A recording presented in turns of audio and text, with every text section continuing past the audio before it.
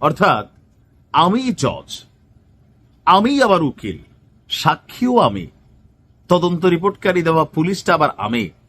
এখানে রায় কি হবে সেটা নির্ধারণ কে করবে? আমি করব। তোমরা শুধু চায়া চায়া রং দেখবা। এই কথা যখন আমেরিকা মানে মার্কিন প্রেসিডেন্ট ডোনাল্ড ট্রাম্প ইউক্রেনকে একটা প্রস্তাব দিছে, ঠিক এই টাইপের, এখানেই পুতিনের বিশাল জয় হয়ে গেছে। আমি মনে করি যুদ্ধ এখন বিপরীত দিকে যাবে, অথবা আর একটা কোনো প্ল্যান 2 নাম্বারই থাকতে পারে মাথার মধ্যে। যাই হোক, ইউক্রেনের একটা বৃহত্তর অঞ্চল হচ্ছে ডনবাস। পুতিন কাকুর সেনারা দীর্ঘ একটা সময় এটার পিছনে খাটাইয়া মোটামুটি ডনবাসের যেগুলা মাথা, হাত, পাও থাকে না, বড় বড় অর্গান, সব কিন্তু দখল করে ফেলছে।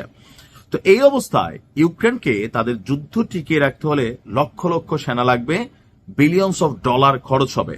তবে এবার ভিন্ন এক পরিকল্পনা করেছে আমেরিকা, আর এখানেও পুতিন কাকুরে জিতাই দিছে।